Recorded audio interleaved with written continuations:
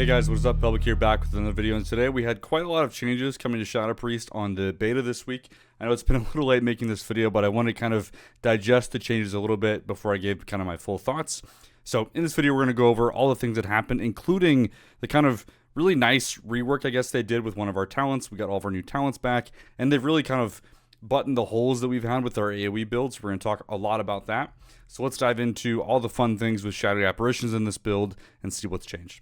Alright, so let's recap the actual problem with Shadow Priest AoE. So before, maintaining Vampiric Touch, Shadow or Pain on basically anything in general just felt clunky. The only way we had to do that was Tentacle Slam, which was capped at 6 targets. So what that meant was anything above that felt really kind of weird and congested, and there wasn't like any kind of priority system and things like that. What we were really missing was we lost Void Bolt. Void Bolt was the extra spell we got during Void Form that extended dots in an area. So because we lost that and Tentacle Slam was only 6 targets, things were just kind of weird, and we didn't have enough to sustain our dots, which basically meant our AoE gameplay loop was really, really lacking. So with that, the community was basically like, hey, we need some kind of dot extension mechanic. So in comes Haunting Apparitions. So Haunting Apparitions baseline is just really nice. It's the very top of our tree. It gives us 10% extra shadowy apparition damage, which by itself is nice. And then they added an extension mechanic. Every time an apparition deals damage, it extends Shadowward Pain and Vampiric Touch, which is really great because we're already setting lots of apparitions. This is already how our build is kind of being fueled. And what this means is we have that extension mechanic. We just need to get our dots out there one time. So as Shadow Priest is doing its AoE, hopefully this feels way more natural. You're not going to have to be thinking about our kind of maintenance of dots as much as just the application of it. Once it's actually applied to a mob, you're pretty much good to go. You shouldn't have as much friction because it's already doing the things that we want to do. Because of our Apex talents, we already want to be pressing Tentacle Slam more or less on cooldown, which is applying Vampiric Touch all the time. And if you're talented in Misery, of course, Tentacle Slam is doing Vampiric Touch and Shadowward Pain to get our dots out there. So overall, looking at this, it really feels like a game changer for Shadow's AoE. Honestly, it's really, really fun right now on the beta. There's just kind of, I don't know, it feels quite natural.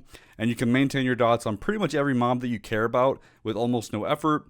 There is some, caveats there when you're doing these massive pulls in like Algathar Academy. There's just way too many mobs, and honestly, a lot of classes are struggling with that right now. It's not just a Shadow Priest problem. But for the typical dungeon, the typical packs that we're pulling, things feel pretty awesome right now, to be honest. And we have a pretty clear AoE loop of like Tentacle Slam, applying our dots. We have our apparition gameplay loop and extending that from our apparitions. So very much Season 1 apparition focused gameplay, especially inside of Mythic Plus. And obviously we have that great synergy with, Screams of the Void and giving us more Shadowy Insight procs, apparition. I don't know. It all just feels great to play right now because of this uptime. Now, one other thing to mention with this was our kind of dots in general. So obviously Haunting Apparitions is great for extension. One other thing that they added in this build is called Invoked Nightmare. So this is a choice node with Misery, and it basically says, hey, now you can Shadow or Pain just deals way more damage. But on the contrast, that means we don't have Misery anymore. So it's kind of an interesting talent baked in because now we have, make Shadow or Pain hit like a truck, especially if you factor in all the talents that we have that are currently buffing Shadowward Pain, including things like Screams of the Void, or Void Weaver has its own talents as well. And so we kind of had this a little bit of a dual gameplay going on here where not only are our dots powerful, particularly Shadowward Pain, but they're able to be extended with our apparitions. So we're not as reliant on Misery anymore. Of course, this also means, regardless of your talent choice, you can normally cast Shadow or Pain anymore. They did revert that decision where that was removed. So now, regardless of the talent you pick, you can still manually cast Shadow or Pain. But now we actually have an option in our AoE gameplay to actually have a bit more manual interaction with our dot gameplay. I'm still kind of testing what that means of like, hey, are we kind of stressing out of like adding Shadow or Pain onto everything now? From what I've been testing, it's actually not that bad. You really kind of replace, walking up to a pack, Vampiric Touching everything with Shadowward Pain instead, and then you rely on Tentacle Slam for Vampiric Touch as our kind of activator there, and it feels pretty good. So what we're seeing with actual builds right now is, generally speaking, our builds are leaning in towards apparitions, and as Voidweaver in particular, really leaning in towards Shadow Word Pain gameplay as well. So taking those talents where we can, where it makes sense to fit in. We can't fit in absolutely everything out of the tree that buffs Shadow Word Pain. We're kind of like apparitions first, and then dots. Now, who knows where we're going to end up with tuning, but right now, honestly, I got to say, it feels really fun. You kind of feel like you're a dot spec again, actually casting our dot spells, which feels really fun. Again, I'm not sure how much we're going to use Misery, but so far, it feels really smooth, at least on Voidweaver. I think Voidweaver as itself, you have something to do every 30 seconds, Void form itself still has some problems, still has some weak spots, especially with Archon, but at least as it stands right now, Voidweaver is killing it. All right, so like I mentioned, still quite a lot of weak spots to cover that have not been updated in this build.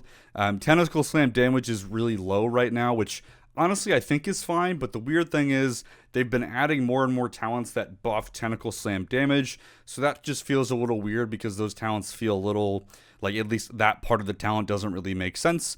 They have been adding other talents that do flow very nicely, like they give us one called Maddening Tentacles, where it actually applies to Shadow Word Madness. There's things like that are really fun, but then the other ones of like, hey, Tentacle Slam doing more damage just kind of feels dead right now.